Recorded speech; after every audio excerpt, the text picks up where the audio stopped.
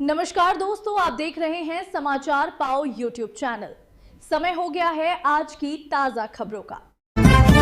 Middle east में जारी जंग के बीच भारत ने बहरीन में रह रहे अपने नागरिकों के लिए एडवाइजरी जारी की है। भारतीय दूतावास ने लोगों से सतर्क रहने, सावधानी बरतने और स्थानीय प्रशासन के सुरक्षा निर्देशों का पालन करने की अपील की है। भारतीय दूतावास ने यह भी साफ किया कि बहरीन में उसका कामकाज सामान्य रूप से जारी है और जरूरत पड़ने पर नागरिकों को सहायता उपलब्ध कराई जाएगी। लेबनान में बिगड़ते हालात को लेकर फ्रांस ने संयुक्त राष्ट्र सुरक्षा परिषद की बैठक बुलाने की मांग की है। फ्रांस के विदेश मंत्री जीन जोएल बारो ने कहा कि पिछले एक हफ्ते में इजरायली बमबारी से लेबनान में हालत गंभीर हो गई है। फ्रांस ने लेबनान में काम कर रहे मानवीय संगठनों के लिए करीब $6.9 मिलियन की आपात सहायता जारी की है। इसके अलावा करीब 20 टन अतिरिक्त मानवीय सहायता सामग्री भी भेजी जा रही है। लेबनान के सशस्त्र संगठन हिजबुल्लाह ने ईरान के नए सुप्रीम लीडर मोज्तबा खामेनेई को बधाई दी है। हिजबुल्लाह ने अपने बयान में ईरान की असेंबली ऑफ एक्सपर्ट्स की सराहना करते हुए कहा कि अमेरिका और इजराइल के हमलों के बावजूद नए नेता का तेजी से चयन किया गया। संगठन ने कहा कि मोज्तबा खामेनेई की नियुक्ति से ईरान के दुश्मन निराश और भ्रमित हो गए हैं। वह ईरान के नए नेतृत्व के प्रति अपनी निष्ठा दोहराता है। गुरुग्राम में एक सोसाइटी की दीवार गिरने से 7 मजदूरों की दबकर मौत हो गई है। 10 लोगों के अभी भी दबे होने की आशंका है। घटना की सूचना मिलते ही पुलिस और एसडीआरएफ की टीमें मौके पर पहुंच गईं और मलबे में दबे लोगों को बाहर निकालने का काम शुरू कर दिया गया है। एम्बुलेंस भी मौके पर बुला ली गई है। अभी तक यह पता नहीं चल पाया है कि यह हादसा कैसे हुआ। जाँच की जा रही है। दक्षिणी लेबनान के नबातिया में इजराइल के हवाई हमले में रूसी कल्चर सेंटर पूरी तरह तबाह हो गया। हमले में किसी के घायल होने या मौत की खबर नहीं है। खबर है कि इजराइल ने नबातिया इलाके में एयर स्ट्राइक किए, जिनमें कल्चर सेंटर की इमारत नष्ट हो गई। रूस की सरकारी एजेंसी रोसोटुडनिचेस्टो के प्रमुख येवगेनी प्रिमाकोव ने कहा है कि इस घटना को लेकर जल्द आधिकारिक बयान जारी किया जाएगा। एनसीईआरटी ने कक्षा 8वीं की सोशल साइंस की किताब में न्यायपालिका से जुड़े चैप्टर पर विवाद के बाद बिना शर्त माफी मांगते हुए किताबें वापस ले ली हैं। एनसीईआरटी ने कहा कि न्यायपालिका से जुड़ा एक चैप्टर था जिसमें बताया गया था कि न्यायपालिका को कई समस्याओं का सामना करना पड़ता है। किताब के मार्केट में आने के बाद विवाद शुरू हो गया था। अब पूरी किताब को वापस ले लिया गया है और इसे उपलब्ध नहीं कराया जा रहा है। बांग्लादेश पेट्रोलियम कॉरपोरेशन के चेयरमैन मोहम्मद रेजानुर रहमान ने कहा, हमारा भारत के साथ एग्रीमेंट है जिसके तहत भारत हर साल पाइपलाइन से बांग्लादेश को 180,000 टन डीजल सप्लाई करेगा। जो 5,000 टन डीजल आ रहा है वह इसी का हिस्सा है। एग्रीमेंट के अनुसार 6 महीने में बांग्लादेश में कम से कम 90,000 टन डीजल इम्पोर्ट होना चाहिए। उम्मीद है कि अगले 2 महीने में हम पूरे 6 महीने का कुल डीजल ले आएंगे।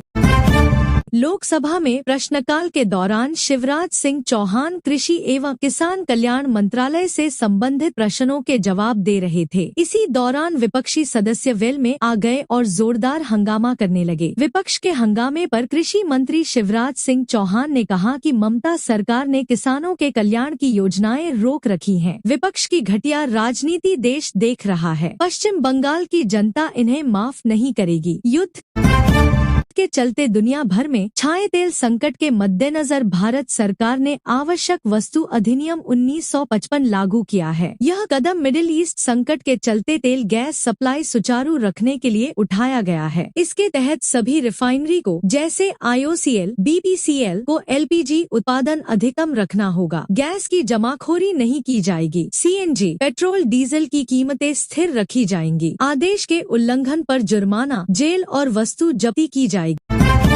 स्पीकर ओम बिरला के खिलाफ अविश्वास प्रस्ताव आ गया है। बिहार के किशनगंज से कांग्रेस के सांसद डॉक्टर मोहम्मद जावेद ने स्पीकर के खिलाफ अविश्वास प्रस्ताव पेश किया। सांसद ने स्पीकर ओम बिरला के आचरण पर सवाल उठाते हुए कहा कि विपक्ष के नेता को नहीं बोलने दिया गया। महिला सदस्यों के खिलाफ आरोप लगाए गए। सभी कंट्रोवर्शियल मैटर पर सत्ताधारी दल का पक्ष लिया। उन्हें उनके ऑफिस से हटाया जाना चाहिए।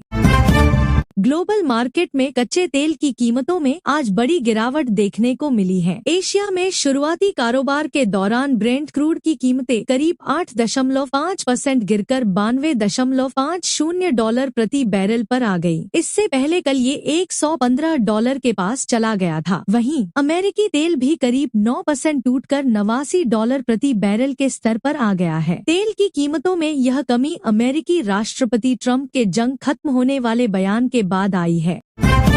लोकसभा में उपनेता विपक्ष गौरव गोगोई ने कहा कि जब नेता विपक्ष बोलने के लिए खड़े हुए तब 20 बार उन्हें टोका गया। देश को पता चलना चाहिए कि सदन कैसे चल रहा है। माइक भी अस्त्र बन गया है। यह सुविधा के अनुसार सत्ता पक्ष को दिया जाता है, जबकि विपक्ष के नेता को बोलने ही नहीं दिया जाता है। गृह मंत्री, संसदीय मंत्र और रक्षा मंत्री बार बार राष्ट्रपति के अभिभाषण पर धन्यवाद प्रस्ताव के दौरान बोलने से रोकते रहे। विपक्ष के हंगामे के चलते लोकसभा 2 बजे तक स्थगित कर दी गई है। लोकसभा में आज स्पीकर के खिलाफ लाए गए अविश्वास प्रस्ताव पर चर्चा हो रही थी। इस दौरान स्पीकर ओम बिरला को हटाने के लिए लाए गए अविश्वास प्रस्ताव पर संसदीय कार्य मंत्री किरेन रिजिजू ने विपक्ष को खुली चुनौती दी, जिसके बाद शोर शराबे और विपक्ष की नारेबाजी के चलते लोकसभा को 2 बजे तक स्थगित कर दिया गया।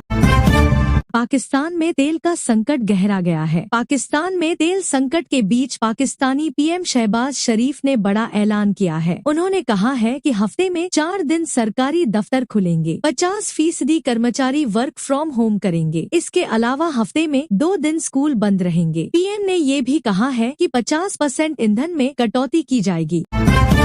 इंग्लैंड के पूर्व कप्तान माइकल एथरटन ने भारत की व्हाइट बॉल क्रिकेट में दबदबे की तारीफ की है। उन्होंने कहा कि टीम इंडिया के पास अब ICC championship trophy, T20 world cup और वनडे वर्ल्ड कप तीनों खिताब है। पिछले 3 आईसीसी टूर्नामेंट में भारत ने 32 में से 30 मैच जीते हैं और मौजूदा समय में यह दुनिया की सबसे मजबूत व्हाइट बॉल टीम है। बता दें कि भारत अब 3 T20 वर्ल्ड कप जीतने वाला पहला देश बन गया है।